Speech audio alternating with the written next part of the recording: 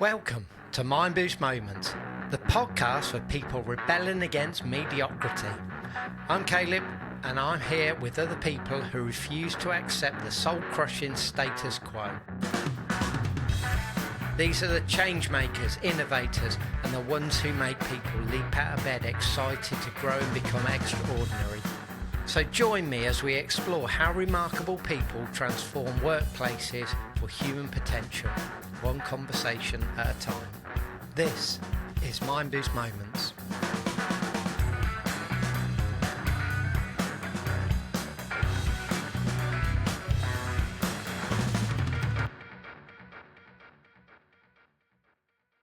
I guess it would be really great to say, just for those people that might not know you, just tell us a little bit about yourself and what you do. I don't know if you want to start, Lily. Yeah, sure. Hi, I'm Lily. I'm a learning experience designer here at mindboost. And I suppose it's my role to figure out what a business's needs are in terms of learning and development, and then work with them and our team here to create them a piece of training that speaks to their audience and that ultimately creates impact and they get something out of it at the end of the day. Wow. Yeah, I suppose that would be it in a few sentences. Thank you. What about yourself, Liz? Yeah, I'm also a learning experience designer. Yeah, similar to Lily, I've worked in the industry for many, many years. I work with tons of different clients across sectors and across different who are trying to do different things, really. So whether that's onboarding, compliance, very, very specific technical training. And I guess my thing is always thinking about who the audience is and what's going to be the thing that reaches them. So, how do we appeal to the people that are taking the learning and make sure that it's something that engages them and does what it's supposed to do as well, So it's a good experience while you're completing it, and it also delivers in terms of what you're looking for from it. I love that already we're starting off thinking about the experience. So you both introduce yourselves as learning experience designers, where traditionally that role would have been called an instructional designer. And I mean, that's exactly what we're trying to get rid of, like just that mundane instruction. And people go, yeah, I'm going to do that. Whereas we're trying to create that overall experience. And I think just to, without this sounding like a real big sales pitch, that sort of leans into those three pillars that we all work to, which is how does it make someone think? How does it make them feel? And are they going to go and do something slightly different to what they did yesterday, tomorrow? And I think that's the experience piece of it, is like just, I mean, there's so many more layers to that. I don't want to dumb it down at all, but I just love the fact that we're thinking about the experience rather than just the instruction. I think as well, when I hear instructional design now, it makes me think of textbooks. Yeah. And I know that's not sort of what it's used to describe, but yeah, we've come a long way from just giving out instructions, and there's so many more layers to it.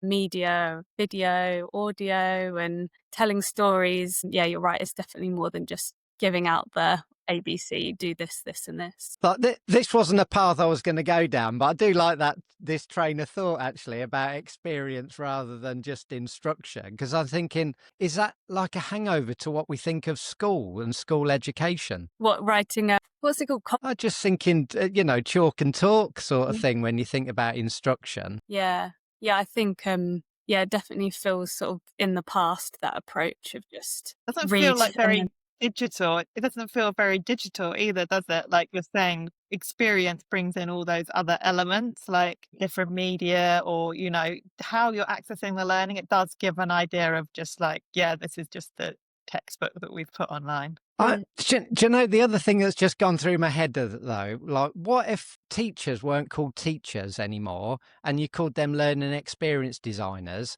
Like, how would that then change the perception of going to school? But also, like, most people that you talk to say, I love the connection that you get in a classroom, in a face-to-face environment. Classroom sounds really old-fashioned as well, but in a face-to-face environment where you're shoulder to shoulder with people and you're experiencing, you're having those conversations. And so teachers have got that fantastic opportunity of creating that face-to-face experience, right? But why are they still called teachers, and why are they still doing chalk and talk. That's my perception. I'm sure I'm going to get all the teachers going, "You idiot, it's different." I always think of it in two ways. I guess more from a university point of view, you either have like a lecture or a seminar. So you'll either have someone kind of standing there and talking at you, which I've personally never found to be a particularly No. great way to learn, or you're in that situation, making the most of everyone being in the room together and having like really interesting discussions. And, you do have to have the knowledge to get to that point for the discussion. But yeah, I always think of those kind of two different things. And I think you get that a lot with like virtual classroom type learning as well. It's like, do you want this to be just like a webinar, like a lecture series where someone's just talking to you? Or do you want it to actually be kind of engaging and interactive in terms of how people are experiencing it? My head's whirring now and completely down the wrong pathway, right? Or a different pathway to what we expected. But I'm now thinking of, why traditionally is the focus on, let me tell you all the knowledge that I've got, and hopefully you might remember some of that if you're smart enough. That feels like that's what a lecture and a teaching role is. Whereas the best engagement or the best learning that we've created, and especially recently, is where we haven't provided all that information. We've peppered some knowledge and shown experiences, and then sort of left the learner going, are you really curious to go and find out more now? We've not given everything away. Yeah, we've kind of given a bit of authority and agency to the learner themselves so that they can be interested in the bits that they're interested in, or they can take the ideas that we've given them and apply them in a way that works specifically to them in their situation, because not everything's going to work for everyone. And we know that people learn in different ways. So if we can give them, a bit of autonomy over their learning experience and how they apply it out in the real world, then I think And you have it's so definitely much been more some impact. access to things now as well. Like, it used to be like, you have to learn, someone's going to tell you how to do this, or you're going to look it up in a book or whatever. But now it's like, I want to know how to do something, so I can just look that up immediately and get that. So I think what we're teaching people isn't always like, here's everything you need to know. It's here's where to go to find out more. But again, I'm just reflecting, so in some of the learning that we've done recently, the lasting memory around that is we've created curiosity inside someone to go and learn more. So that's the superpower that we've left them with. Find out more, go and learn, go and educate more. And again, what's going through my head is you need both that lots of information and lots of knowledge, so I can go and find that out, and I can go and find, the validated answers, all the questions that other people might be asking. But that superpower is connected with so many other human behaviors, which is I can flex and adapt. As you say, I've got agency. I can learn and unlearn. And I'm also thinking about what we were originally going to talk about is sort of skills gap and educating people in businesses all the time. But if I've been given a superpower to go, now you're really curious, like what can you do with that? That opens up so many more gateways and going, let me tell you a fact. Okay, like I'm just going to try and remember that. I think as well, it is sort of subject dependent as well. I think the way we approach something in creating curiosity would be different in, a fire safety topic than it would be in something that's a bit more soft skills, or like the DE&I stuff we did recently, where it's not necessarily as black and white. So yeah, I do think we'd approach those things slightly differently. If there's a fire, you don't want people to have different ways of doing things. There is, a singular point of truth there, but that's a specific example, and it's not always like that. I suppose if we think about a sliding scale of like information presenting to you, and then you going and finding some information, you would still want those elements in there, wouldn't you? So there's a push and a pull element to all learning, because you wouldn't just want to push everything. Fire safety or health and safety is a great example, right? Because we traditionally think we better tell you what's right and wrong. We better tell you what to do. But is that stopped fires across everywhere or stopped incidents across everywhere? I mean, it might, I don't know, there's something connected that says it reduces it, but what's the issue? We're going, oh, there's a sliding scale here. I've got to tell you some, but I want to generate some curiosity as well. It's just the different subjects will slide those scales slightly differently. Yeah, yeah. And you can choose the focus, can't you, in Yeah. the subject is. You know the things that you definitely need to say, but there's not going to be many of those. A lot of it, there will be, something that people can figure out themselves or have options around. They can do some thinking around or some research. It's making sure that those things that are the key things. So if there's like one or two things in terms of safety that you 100% have to do, you don't want those to get lost in sort of a Yeah. general Yeah. barrage of other information. You want to really like hone in on those things and be like, this is the one. Like, don't like if you're going to remember one thing from this course, you must remember this kind of thing. So that's where I think you can sometimes overwhelm with information and then Yeah.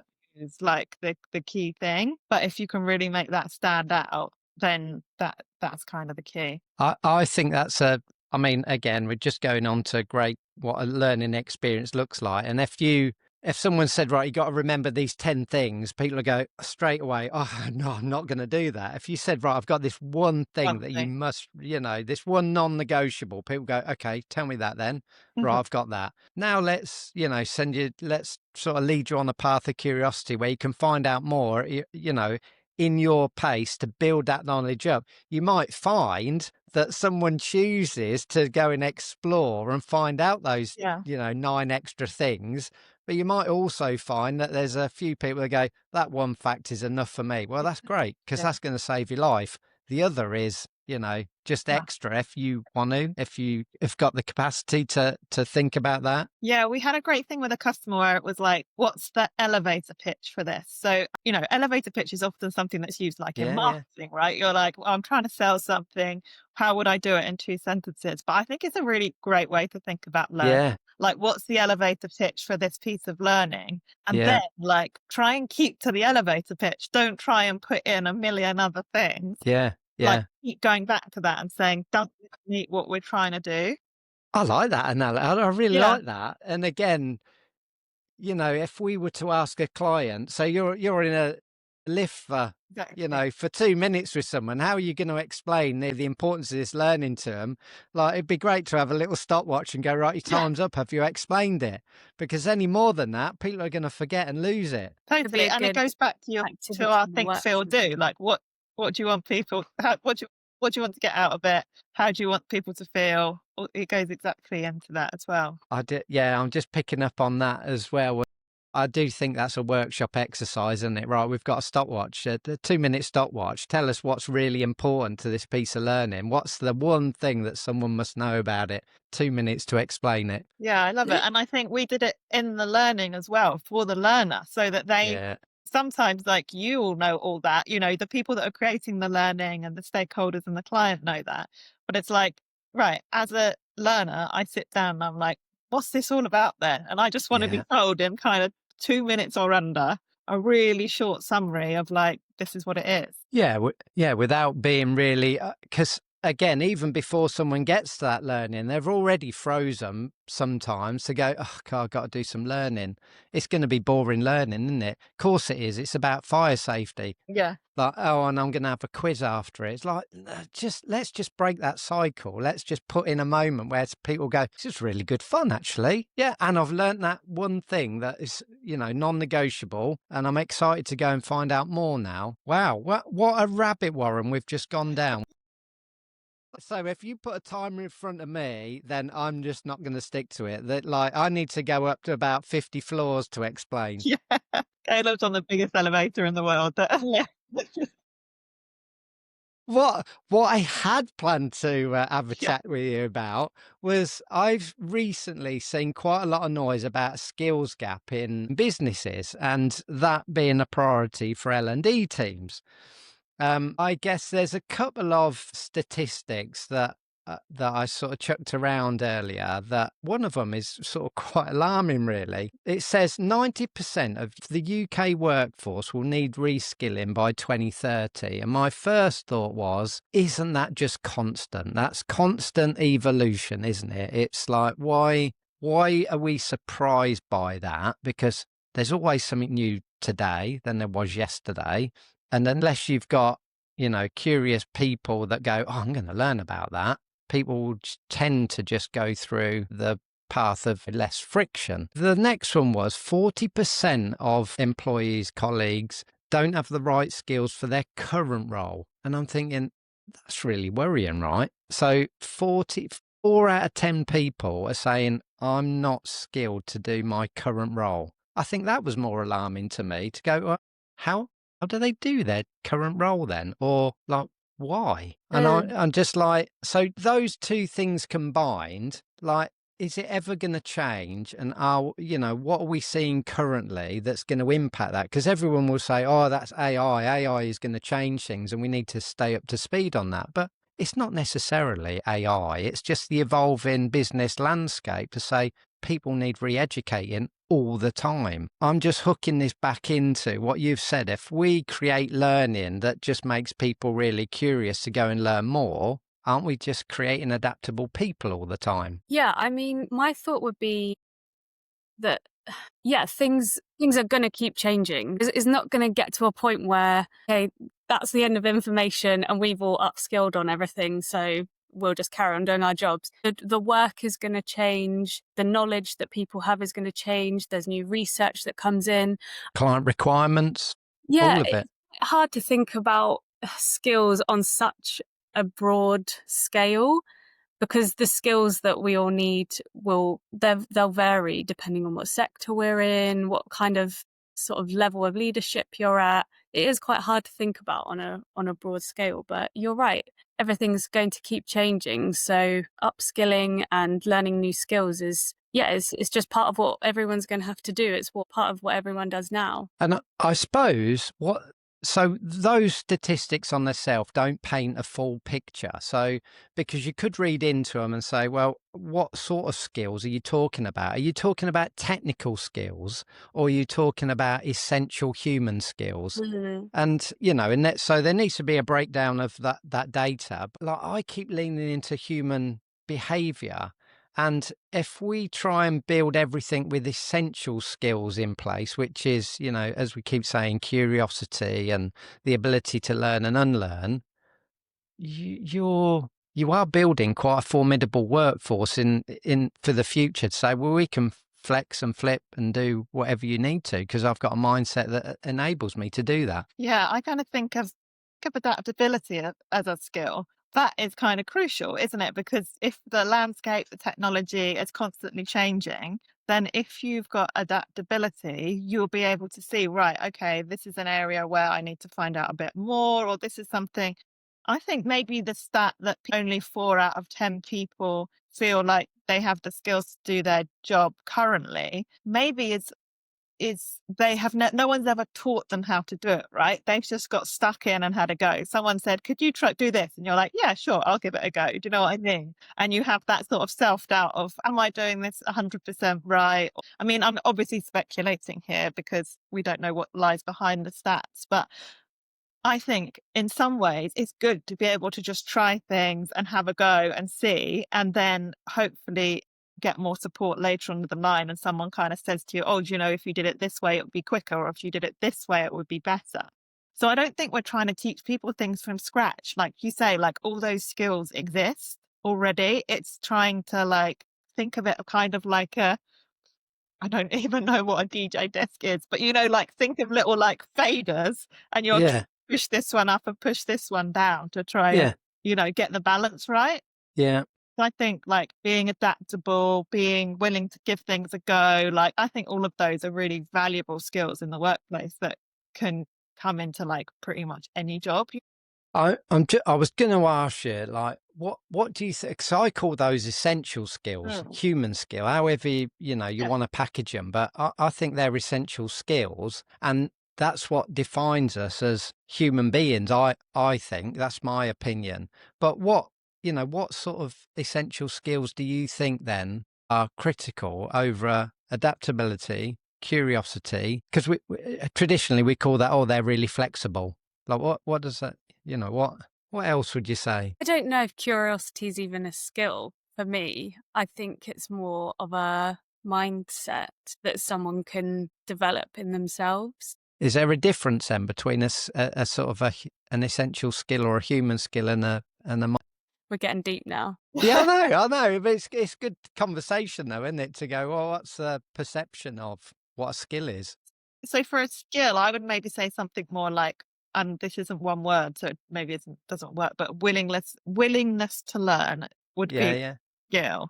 And then curiosity would be like the mindset. So it's like, I have a skill where I want to learn. So I will research, or I will, watch something, or I will go away and find out more. And curiosity is what is driving that. Does that, Okay. does that Yeah. think And of? I'm also sort of trying to picture a workplace where we're perhaps either favouring or not favouring the difference between those essential skills and technical skills. Are they balanced out, or do you think one sort of favours the other? So do you need someone with the ability to be adaptable, learn and unlearn and be curious in their mindset, but not have any technical skills? Or would you need a balance of both, or would you favour? I think in your statistic about people not feeling like they've got the skills to do their job, what I imagine is that they're talking about technical skills. Okay.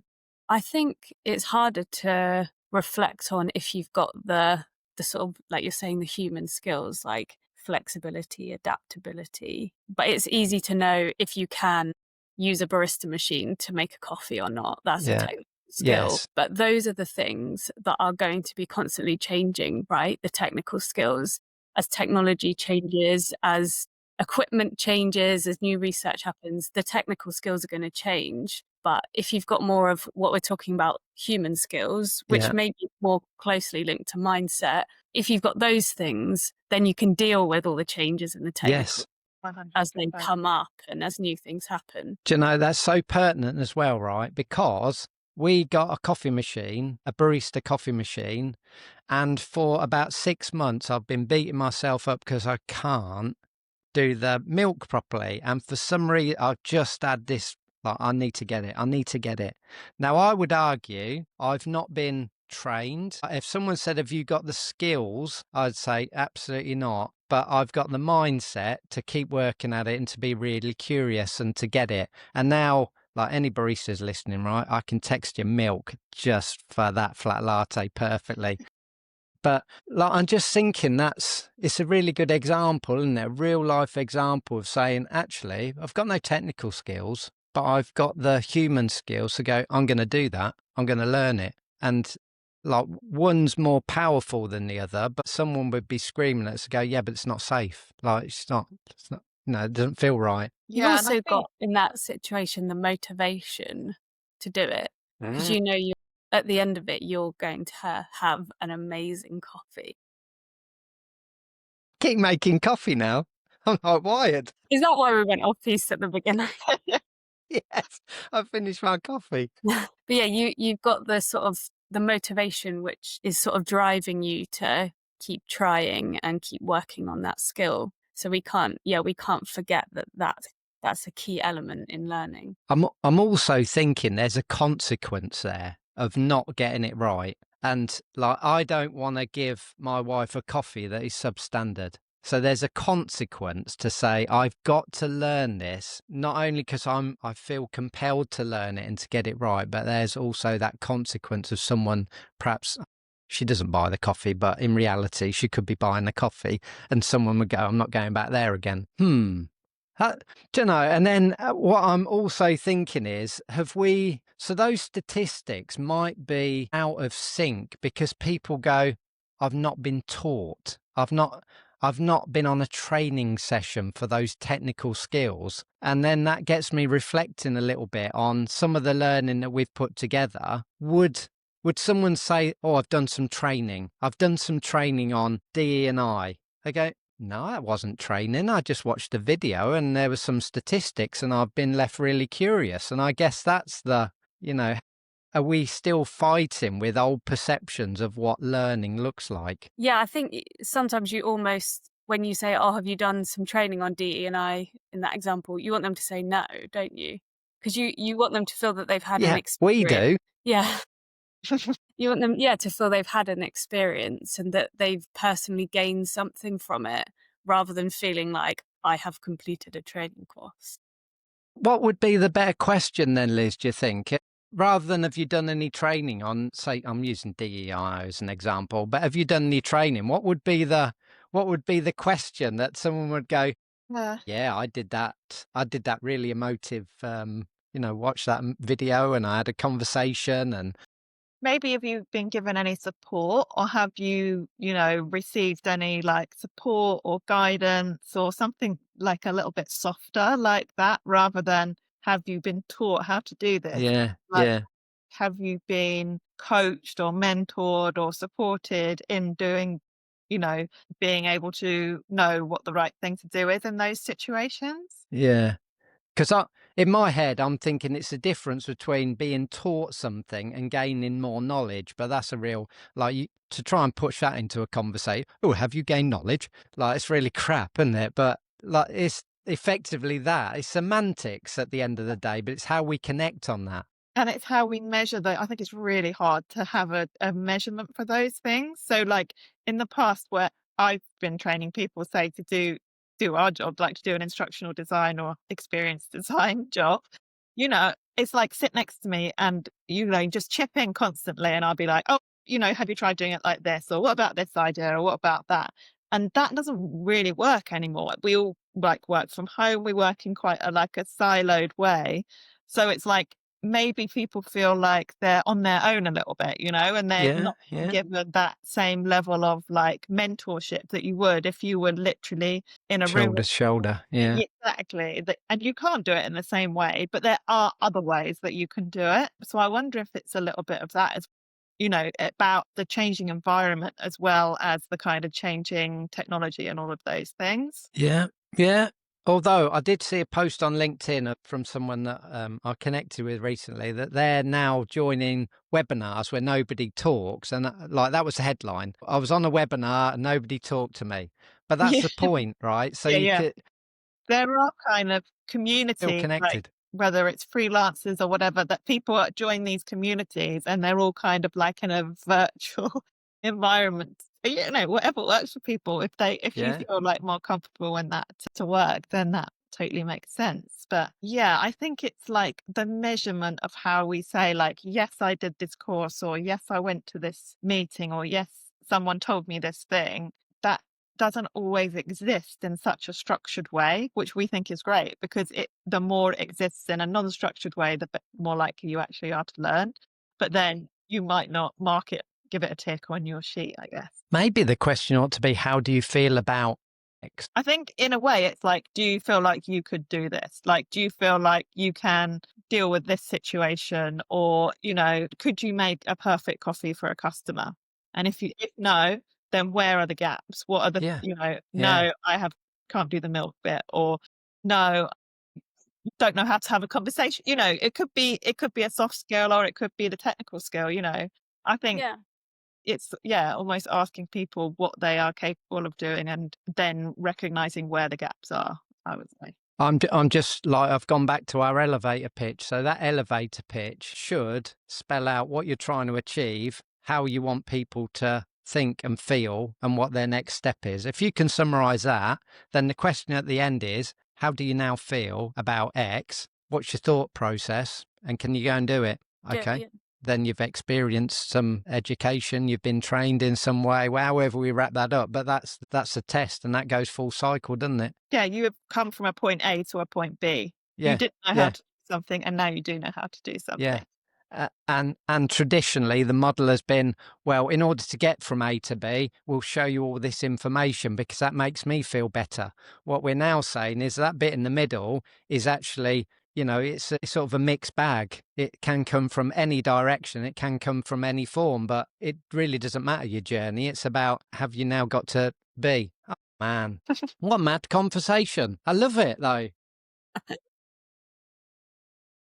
It's good going off on a little tangent and thinking about things slightly differently. But I think there's an awful lot in there that people are going to pick up on and go, oh, yeah, even that, little tips in there. Thank you so much for chatting today. That's been such a mad conversation. I love it. I guess I ought to say, for any more hints and tips, what's the best place to find them out, to catch up on those? I guess the Mindboost website or LinkedIn. Oh, Always man. stuff out on there. Took the words right out of my mouth. There we Oh, go. and of course, a podcast that you can catch up on YouTube. There's loads. Thank you very much. Have a good day. Yeah, you too. You too. See you later.